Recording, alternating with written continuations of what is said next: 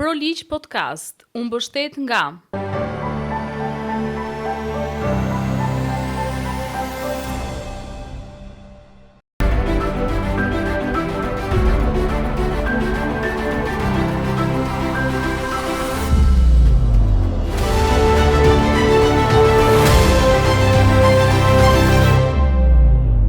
Rikthehemi në episodin e radhës të Proligj Podcast, në një shoqëri si kjo e jona, ku shpesh mentaliteti na pengon të kemi edukatën e denoncimit, ku organet ligjzbatuese i injorojnë me apo pa qëllim kallëzimet që viktimat mund të bëjnë për ngacmimet seksuale në punë.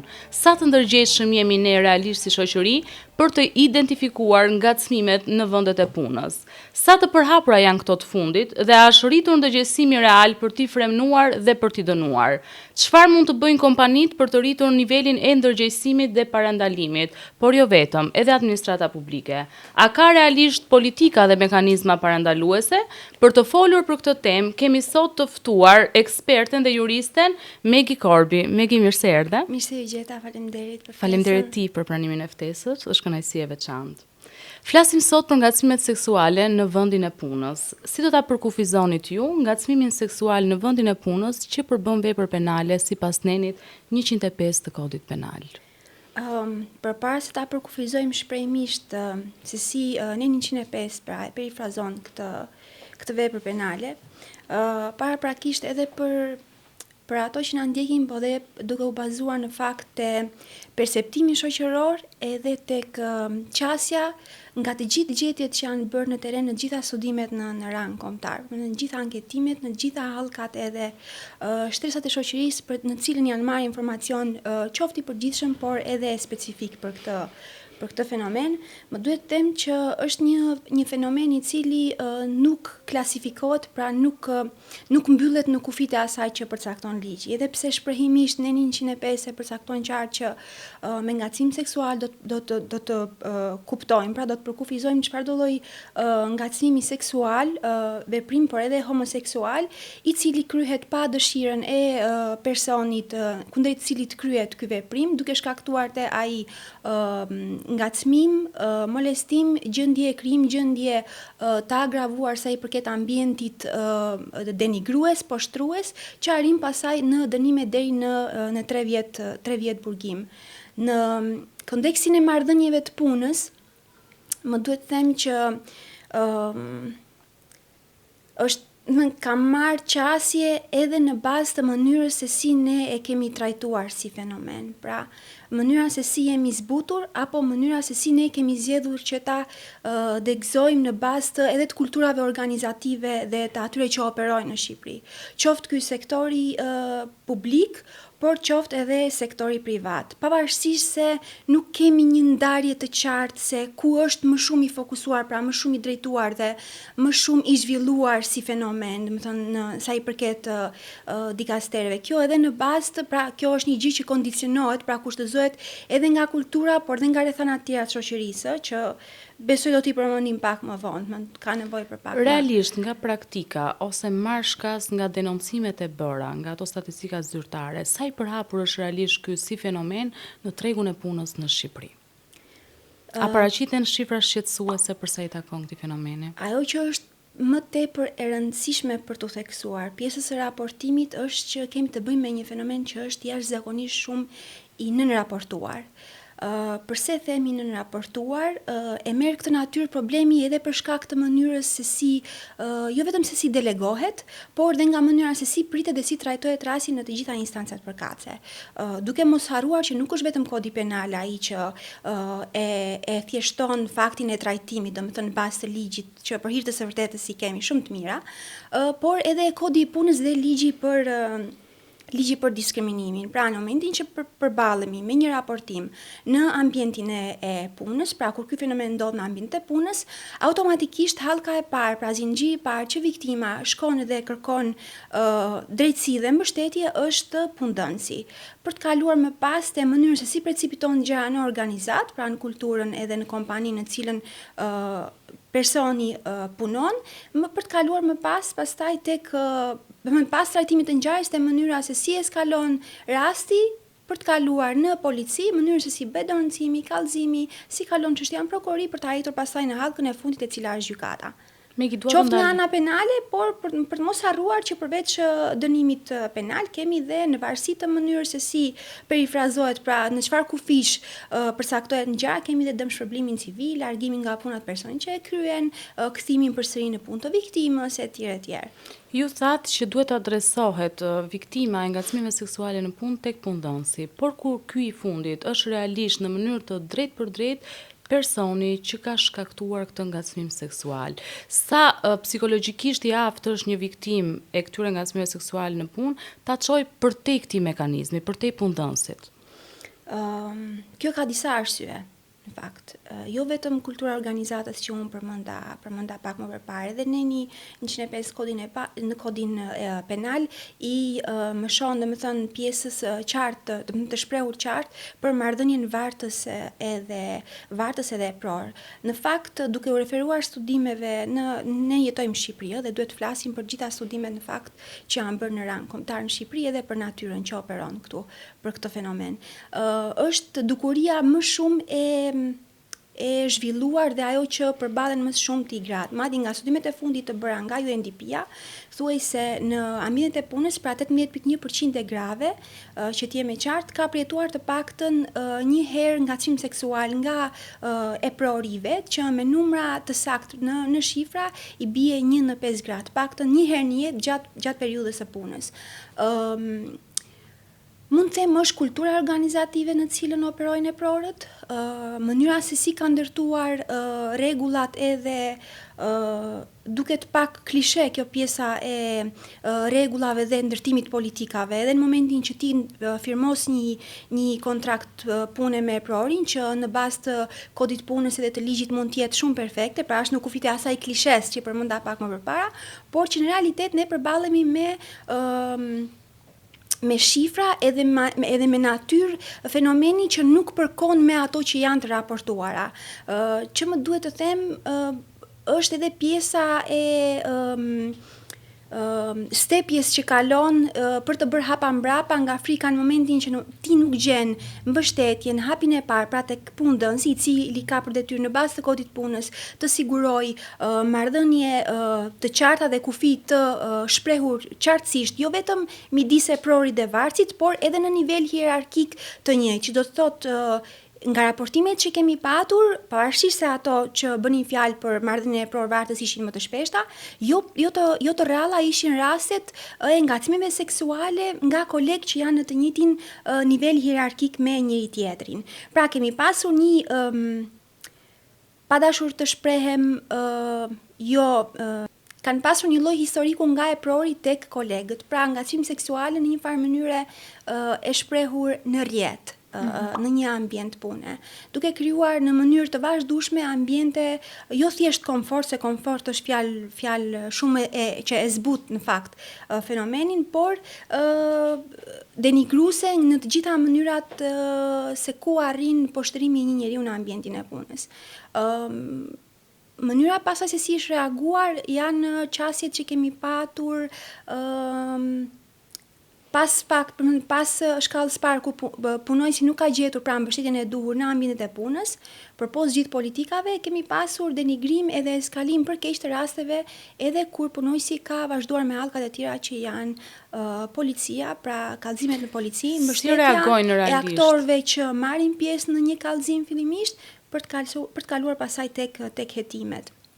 Realisht, ndoshta është një lloj paragjykimi që ekziston që nëse ti adreson në organet ligjzbatuese duke nisur nga raportimi në polici dhe deri në hallkat e tjera që zbatojnë ligjin, ekziston një lloj paragjykimi për sa i takon kësaj vepre penale. Sa seriozisht realisht merren këto viktima dhe si trajtohen këto raste, sepse këto kanë edhe ngarkesa psikologjike dhe emocionale. Alta në fillim të bisedës bashkë përmenda pjesën e kulturës dhe të perceptimit shoqëror. ne si shoqëri nuk e di pse, po kemi tendencën jo vetëm për këtë fenomen, por për fenomene të ndryshme që ta relativizojmë rastin, pra ta zbusim.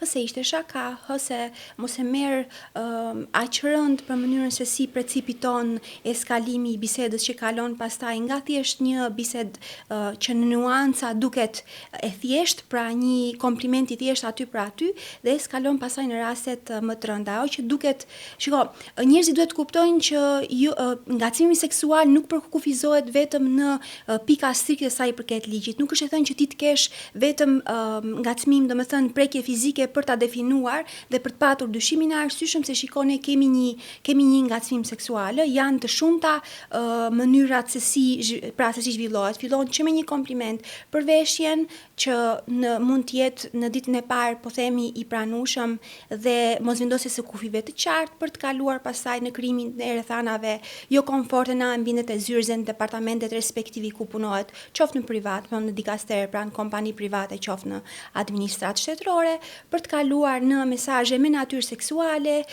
prekje, edhe pastaj nga mënyra se si edhe viktima ka pasur qasje ndaj gjithë këtij historiku ngacmimesh, kalojmë në ato rastet e rënda që kanë qenë rastet e ngacmimit seksual që ka kaluar, pra është klasifikuar si vepër penale krime seksuale që eskalojnë pra me dhunën në faza të ndryshme dhe shantazhet me anë të mesazheve dhe të natyrave të ndryshme, si për shembull linçimi publik. Linçimi publik edhe po flas jo vetëm në rreth shoqëror të gjerë, por mjafton edhe në instancat pra në rrethin e kompanisë në të cilën viktima bën pjesë. Dhe kjo detyrimisht ka bërë që të kemi një lloj stepje.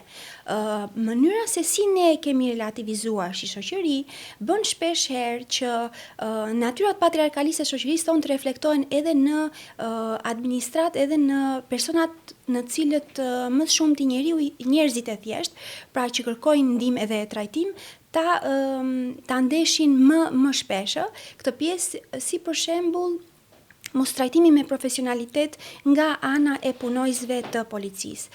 Mos marrja e rastit seriozisht për të kuptuar se trajtimi i rasteve të tilla kalon në disa faza dhe janë disa aktorë të ndryshëm të cilët marrin pjesë në trajtimin e këtyre rasteve, që nga përfaqësuesi ligjor, që është avokati i caktuar nga shteti kur viktima nuk ka mundësi ekonomike që të marrë një avokat, që nga psikologu, pra hallkat në të cilat e ndjek psikologu, dhe për të kaluar pasaj tek eksperti mjekoligjor kur kemi pasur rastet e rënda të dhunës edhe të dëmtimit fizik në përmasa jo të pranueshme. Jo se ka përmasa të pranueshme, por çnjerëzore, do të thoja.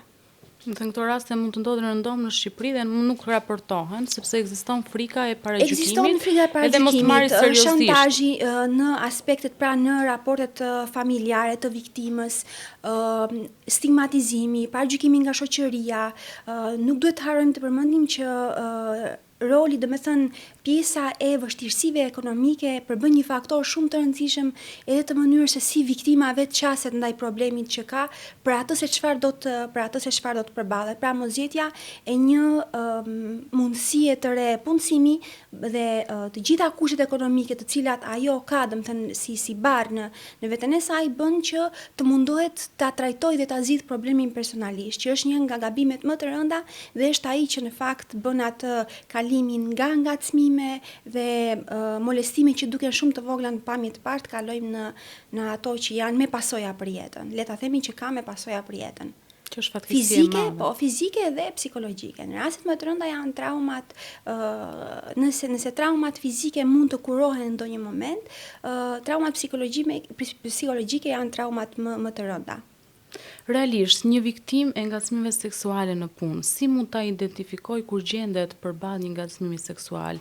Ti e përmende pak edhe që mund të nisi me një kompliment. Realisht, nëse nis me një kompliment, si agravon situata që viktima të marrë fuqinë dhe sigurinë për të drejtuar instancave për zgjidhje? Nis me një kompliment në rastet kur kemi një komunikim të dyanshëm dhe në dukje, pra në fillimet vetat është tërësisht korrekt sa i përket komunikimit që mund të kenë dy kolegë në punë me njëri tjetrin, por nuk duhet të harrojmë që domethënë në parantezë të pyetjes që më bëre, nuk duhet të harrojmë që ngacmimet seksuale kanë natyrë dashakeqe dhe insistive edhe në rastet kur viktima pra nuk lë vend për keqkuptime. Pra, por kjo ka të bëj pasaj kalojmë në një sentencë tjetër të mënyrës se si analizohet karakteri i personit që i kryen këto lloj veprimesh. Janë disa karakteristika të tjera që merren në kompleks në momentin që bëhet qoftë akti i ekspertimit ligjor, qoftë akti i ekspertimit psikologjik.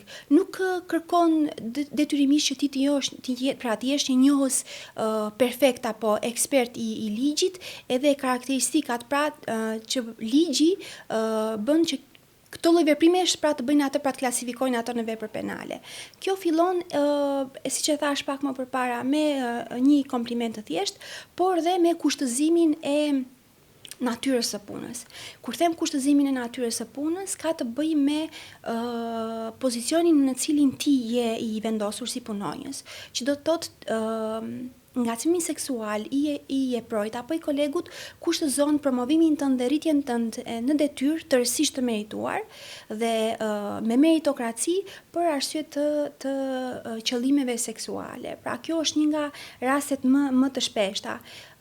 Nuk ka ndonjë filozofi shumë thjesht për të kuptuar nëse dikush ka qëllime jo serioze, po flasim, dhe jo korrekte sa i përket të gjithë asaj që ty të lidh një marrëdhënie pune me prorin. Fillon që nga relativizimi i bisedave intime, komentet për jetën intime, po flasim, dhe për jetën seksuale, seksualizimi i veshjes, silja në raport me kolegë të tjerë dhe gjuha e trupit, që për një individ mund të jetë krejtësisht normale, por është natyrë e personave që janë me qëllime të mirë përcaktuar për të devijuar marrëdhëniet e punës. Konkretisht personat që kryejnë ngacmime seksuale, duke përfituar nga pushteti, pra flasim për pushtete që kanë nivele të pabalancuara sa i përket pozicioneve në kompani.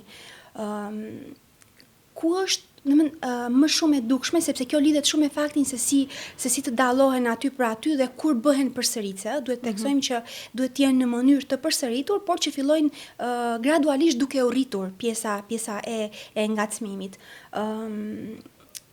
Nga vendet, nga studimet që janë bërë, pjesa domethënë pra disproporcionaliteti i pozicioneve është vënë re më tepër në profesionet e shërbimit. Që do të thotë, dhe janë profesionet e shërbimit, janë profesionet të tipit bar, kafe, restorant, shërbimet e hotelerisë, qendrat e turizmit, por edhe dikastet, pra departamentet e mirë përcaktuar në administratën shtetërore që kanë në qëllim të tyre një marrëdhënie të gjerë sa i përket publikut edhe shërbimeve që ofrojnë në rang qytetarie, jo vetëm në aspektin e marrëdhënies së mbyllur pra të punës. Dhe shpesh herë edhe nga raportimet që janë bërë, përgjithsisht natyra e restoranteve, po flasim për kategoritë, atyre vendeve të punës ku ka ekspozime ndaj ngacmimeve seksuale në punë. Për ngacmime seksuale edhe nga viktimat është vërre kjo lloj qasje, që ngacmimet seksuale që kryen aty për aty nga individ sporadik, thuaj se nuk raportohen fare, sado që mund të jenë të rënda dhe që mund të ndodhin vetëm një herë. Përgjithsisht viktimat i klasifikojnë edhe kërkojnë që të raportojnë rastet që kryen në mënyrë të përsëritur. Ndikon fakti edhe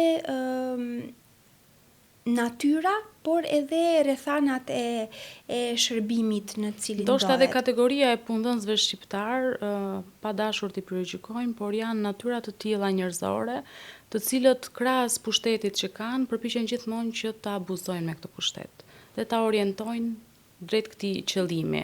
Është realisht fakt promovimi, domethënë kushtëzimi i viktimës edhe në rastet kur ajo meriton të promovohet në mënyra të ndryshme, qoftë në pozicione ndryshe nga ai që mund të ndodhet aktualisht, por meritokracia dhe rritja e po flasim e rrogës për gjithë performancën që ka treguar në ambientin e punës, edhe shpesh herë përfitohet nga kjo gjë. Pra është ajo që përmenda pushteti i pabalancuar.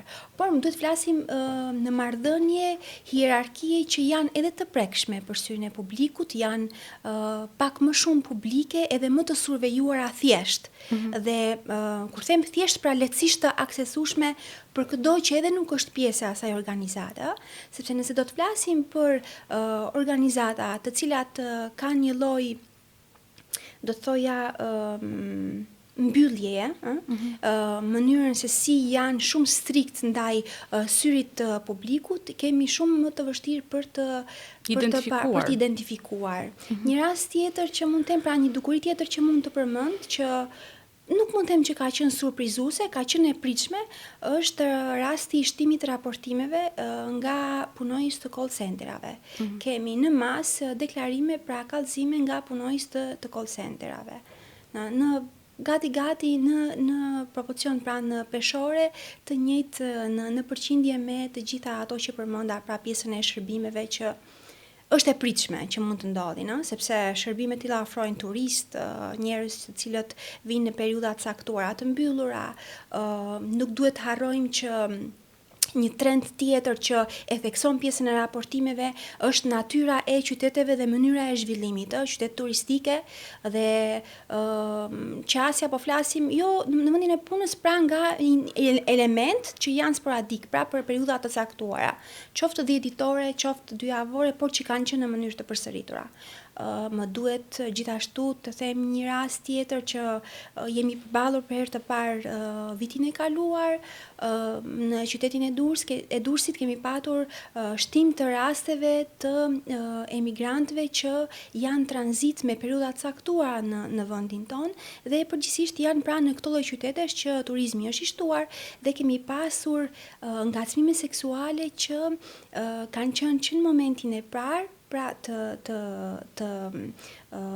të molestimit kanë qenë me natyrë dhune dhe dëmtime fizike realisht të konsiderueshme dhe me pasoja për viktimat. Pra ndryshon qasja, mënyra se si shoqëria po evolon, trendi, na duhet ta themi këtë pjesë, migrimet e brendshme, emigrimet, pjesa e tranzitit po ashtu të turistëve dhe të emigrantëve që përdorin për kalimi.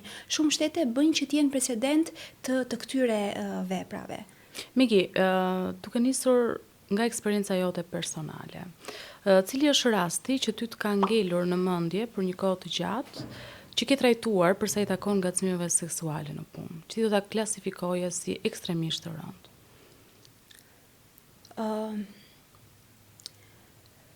Shiko, shumë personale qasja ndaj asaj që mund të quhet e rëndë. Kjo është përshtat edhe me individin. Përpos gjithë kufive të profesionit edhe të kemi dhe kufime emocional. Asaj që ne duhet i përmbajmë si profesionist. Unë e dua shumë familjen dhe mund të them nga rastet që më ka prekur janë rastet që shkojnë deri në familje. Jo, do të thënë jo me pëlqim të dyfishtë, se duhet ta theksojmë këtë pjesën që të më pjesën e pëlqimit të dyfisht, që dashur pa dashur mos ndarja e kufive bën që të arrim në këtë pjesë. Por rastet më të rënda janë rastet që kanë qenë me pasoja që kanë mbritur prap, kanë degraduar në shkatrimin e familjes viktimës. Edhe në raste që mund të them viktima ka qenë tërësisht e pafajshme. Ajo që duhet të kuptojmë, domethënë, është mënyra e menaxhimit dhe kur përballemi me probleme të tilla në qendra që janë relativisht të mëdha, në qytete që janë të zhvilluara dhe mundësia e informacionit është shumë e madhe për të pasur akses, por dhe për të marrë ndihmë, çfarë duhet mendojmë nëse ky lloj fenomeni ndodh në zonat rurale dhe që nuk kanë akses të mirëfillt dhe me gjithë të drejtat barabarta që ua përcakton ligji, Unë personalisht rastet e rënda këto do të citoja do klasifikoja rastet të cilat janë me pasojë shkatrimin e familjes. Dhe për ndjekjen në mënyrë të vazhdueshme, kur them për ndjekje do të thotë kërcënimi me jetë i fëmijëve, kërcënimi me jetë i familjarëve, pra i familjes mëm që mund të ketë. Për post fakti, do të thënë të disa target grupeve që janë qëllim kryesor i ngacmimeve seksuale, pjesa vulnerabël janë gratë edhe vajzat në ambientet e punës. Dhe nuk përbën fare po burrat janë të ekspozuar nga ngacmimet seksuale realisht. Si është praktika? Ka raste kur burrat adresohen për të identifikuar këto lloj natyrash ngacmimesh? Kur paraqiten pranë organeve. Janë shumë të pakta në numër në përqindje në raport me gratë, dhe për hir të së vërtetës e thënë në mënyrë shumë të thjeshtë duke u bazuar dhe te kultura jonë që ne kemi së shoqëri, raste të tilla preferojnë të zgjidhen në mënyra të tjera pa mbërritur në instancat përkatëse të raportimit, që është ajo zgjidhja personale që unë përmenda pak më përpara. Dhe pastaj problemi kur degradon dhe kur mbërrin në instancat e policisë është një problem i cili ka lindur, pra si piknisje ka pasur ngacmimin seksual, por mënyra se si ka degraduar dhe si prezantohet apo raportohet, klasifikohet në një vepër tjetër penale. Pra në një farë mënyresh edhe pjesa e nën raportimit dhe të mos bërit publik. Duhet të kuptojmë që edhe për nga natyra dhe nga qasja femra është më e brisht dhe më e butë në raport me mënyrën se si konfrontohet edhe përballet. Rastet më të shtuara, po flasim për gjinin mashkullore dhe që po shkojnë po kapin shifra aty për aty me të miturat, pra me vajzat janë të miturit, pra personat 9-18 vjeç. Por këto janë raste që klasifikohen jo vetëm thjesht ngacim seksual, por raste që vënë pra nxjerrin në pa edhe problematika të tjera të individëve me probleme të cilat klasifikohen pra pedofil, persona që janë të orientuar gjatë gjithë kohës në ngacmimin e fëmijëve të mitur meshkuj, persona që janë të orientuar vetëm ndaj të miturave vajza, pra ka disa karakteristika që ndahen.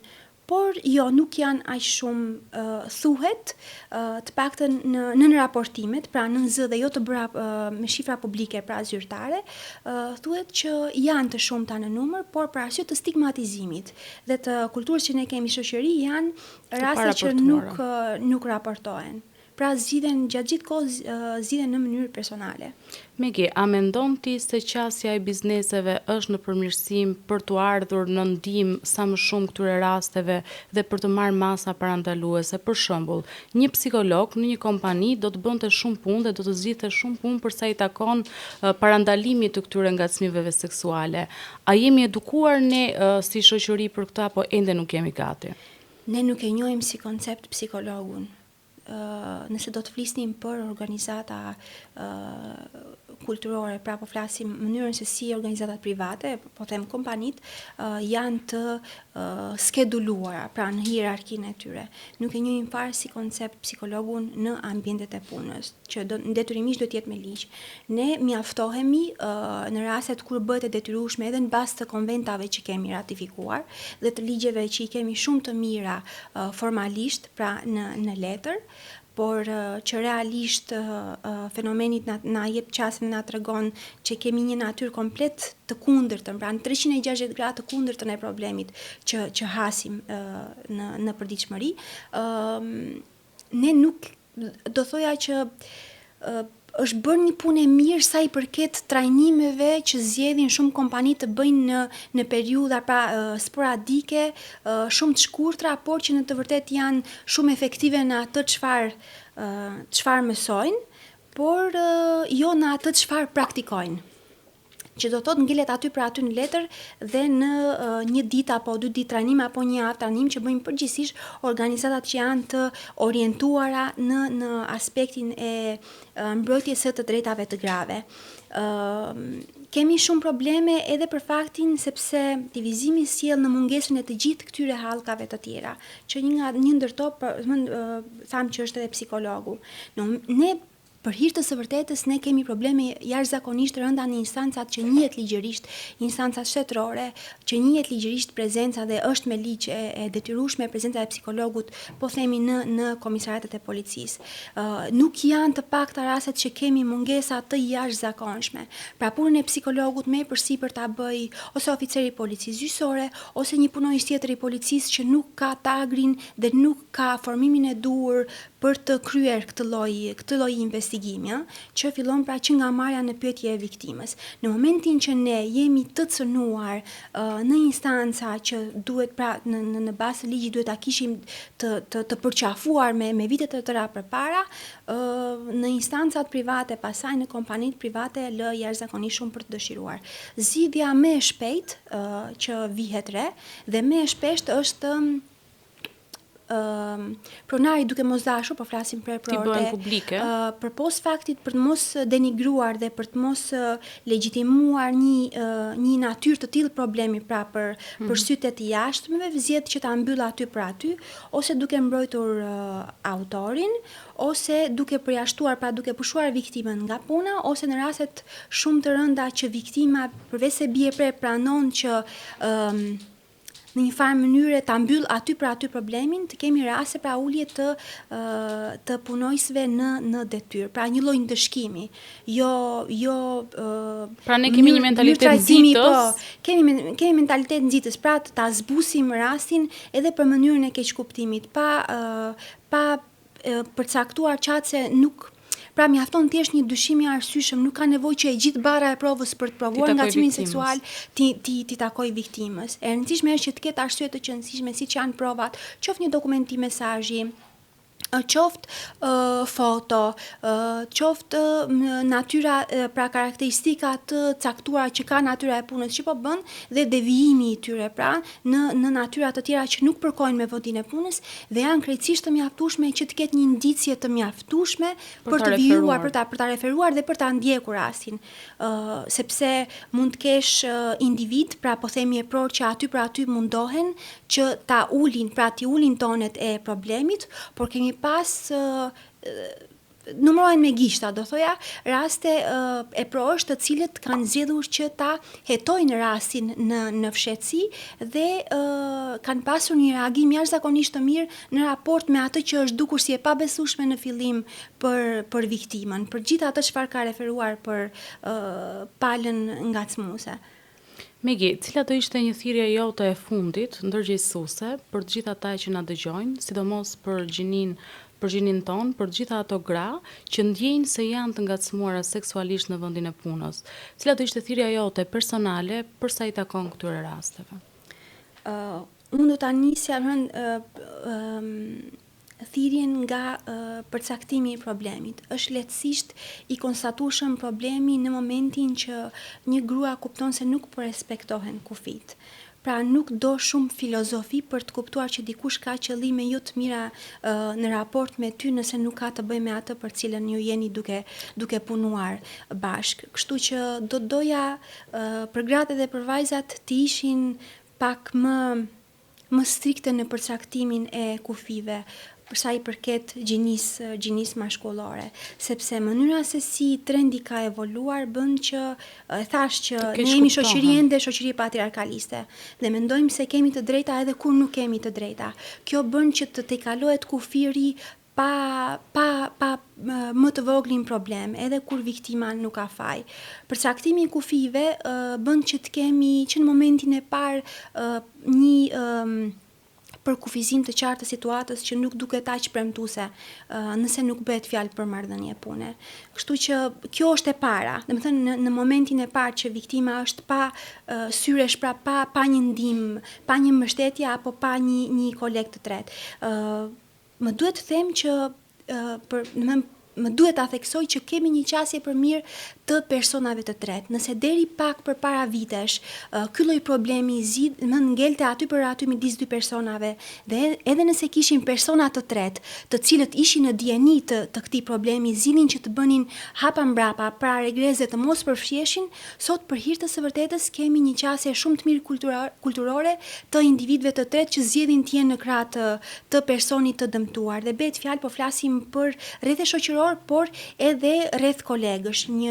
Kur flas për rreth kolegësh, do të thotë një koleg që është po themi i ndërgjegjësuar, që nëse sot i ndodh X-it, thot pas nesër mund të ndodhi edhe mua. Dhe kjo në një farë mënyrë krijon barriera të forta edhe detyruese, edhe për ato vepror të cilët zgjedhin që të mos reagojnë për viktimën. Pra për këtë mund të themi se kemi bërë hapa jashtëzakonisht të mirë në mënyrën e ndërgjegjësimit, jo vetëm si publik, pra i jashtëm, por edhe në ambiente ku ne punojmë, pra jemi me kolegë. Dhe thirrja e dytë është në mënyrë eksplicite është besimi se duke i qëndruar rasti deri në fund absolutisht do të zgjidhet. Pra mos dorëzimi dhe kërkimi i drejtave. Njohja e të drejtave paraprakisht dhe të detyrimeve, të gjithë asaj që na takon në përkufizimin dhe në trajtimin e rasteve të tilla dhe kërkimin e të gjithë mbështetjes, qoftë nga instancat e shërbimit social, po flasim për individët që nuk kanë mundësi të përballimit ekonomikisht të këtyre aktorëve që ndihmojnë me anë të ekspertimit në një zbarje të gjithë tablos së ngjarjes, por është, domethënë, në mënyrë konsistence është forca edhe dëshira jo vetëm për veten, pra për zgjidhur rastin e problemit personal, por edhe në rang, për ta zgjeruar në rang shoqëri, edhe për shembullin që do t'japim për modelin, pra për tritur besimin, se po flasim shembulli që unë jap si adult në momentin që përballem me një problem të tillë, është shembulli që jap një fëmijë, një vajze që përmendet me këtë problem në moshën 15, 16, 14, 13. Kemi pasur, domethënë, nga të gjitha statistikat e bra të paktën 3 vitet e fundit, ngaccimet seksuale janë shtuar në masë edhe në mosha të miturisht 8 apo 9 vjeç, dhe automatikisht qasja dhe botkuptimi që ka një 9 vjeç me një 16 vjeç ka një hendek të madh shumë në madh për pjesën e kuptimit. Kështu që mënyra se si trajtojmë si shoqëri bën që të jemi kontribues për mirë në ato në fëmijët e shoqërisë, në adoleshentët e shoqërisë që do të jenë të rriturit e nesër. Miki, të falenderoj shumë për pjesëmarrjen, ishte kënaqësi e veçantë. Uroj që ta vazhdosh të mision social dhe profesional, sepse je realisht speciale për sa i takon kësaj kategorie. Të uroj shumë suksese. Faleminderit gjithashtu. Ju falenderoj të gjithëve ju që na ndoqët, ju ftoj të na bëni subscribe në kanalin ton zyrtar me të njëjtin emër Pro Ligj Podcast dhe në të gjitha rrjetet tona sociale. Faleminderit që na ndiqni.